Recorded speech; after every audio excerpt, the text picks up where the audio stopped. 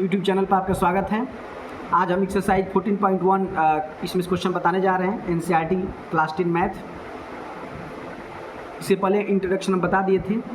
तो चलिए question first यहाँ बोला गया, देखिए क्या लिखा हुआ, कंप्लीट द फॉलोइंग स्टेटमेंट। ठीक है, यानी जो भी आपका स्टेटमेंट है उसको कंप्लीट करना है। Probability of an event E plus probability of the event not E dash, यानी ई कोई इवेंट है उसकी प्रोबेबिलिटी और उसके बाद probability of the event not E, इन दोनों का सम कितना होता है, 1 होता है। इंट्रोडक्शन वाले चैप्टर में बताए थे कि यानी जो है इवेंट जो है किसी किसी घटना घटने की प्रायिकता और नहीं घटने की जो प्रोबेबिलिटी होती है दोनों का सम क्या होता है, 1 होता है। इस तरफ फर्स्ट का आंसर क्या होगा, 1 होगा। The probability of an event that can not the happen is 0। अब देखो यहाँ पे 0 होगा क्योंकि यहाँ पर बोला गया है ना कि जैसे हमारे पास कोई डाइस है, अगर उसको हम क्या करते हैं, डाइस को अगर उसे बोले कि इसमें 7 आने की क्या प्रोबेबिलिटी होगी, तो उसमें 7 नहीं होता है, तो वहाँ पर क्या हो जाएगा, इम्पॉसिबल हो जाएगा। तो यहाँ पर 0 लिखेंगे और यहाँ पर लिखेंगे इम्पॉसिबल इवेंट, यानी जब 0 आएगा तो इम्पॉसिबल इवेंट होगा।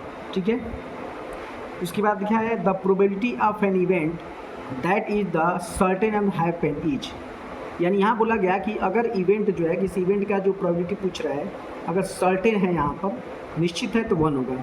1 होगा तो इसको बोलते हैं श्योर इवेंट। इसको क्या बोलते हैं, श्योर इवेंट बोलते हैं। यदि 0 आता है, ठीक है, अगर किसी इवेंट का प्रोबेबिलिटी 0 है तो उसे क्या बोलते हैं, इम्पॉसिबल इवेंट बोलते हैं। और यदि किसी इवेंट का प्रोबेबिलिटी यदि 1 आता है तो उसको बोलते हैं श्योर इवेंट। ठीक है, यानी निश्चित है वहाँ पर।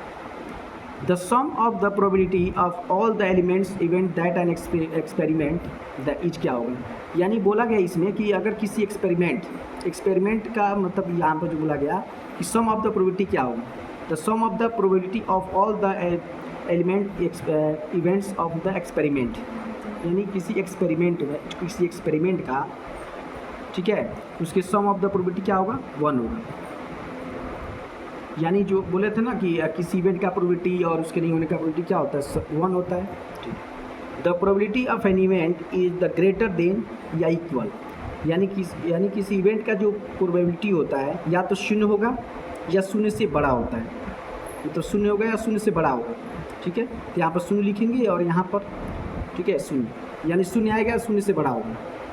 एंड लेस देन अदर या इक्वल, या तो क्या होगा, 0 होगा या 0 से बड़ा होगा, ठीक है, 1 होगा या 1 से छोटा होगा।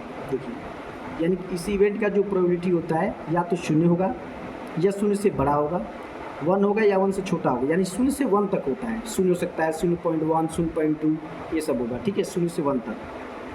Which of the flowing experiments have the equally likely outcomes.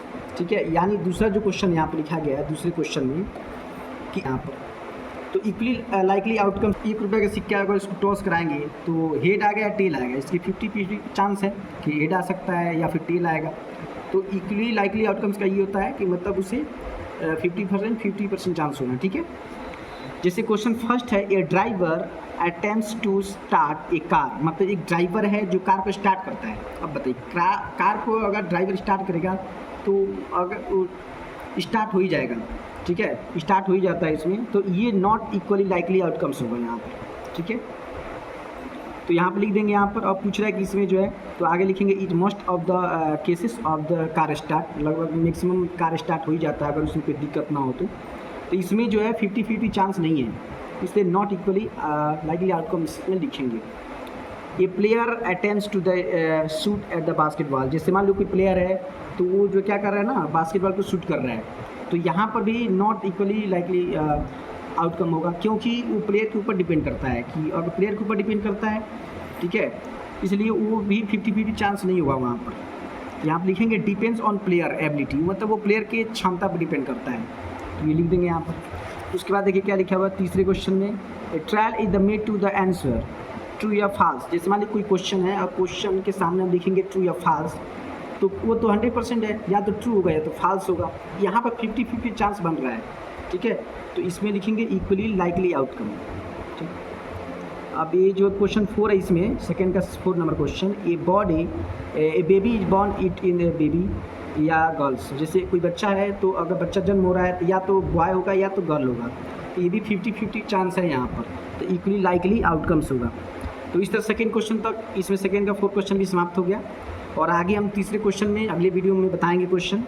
ठीक है, तो हमारे वीडियो को ज़्यादा से ज़्यादा शेयर कीजिए, हमारे चैनल को सब्सक्राइब कीजिए, लाइक कीजिए। ठीक है, मिलते हैं अगले वीडियो में, तब तक के लिए थैंक यू।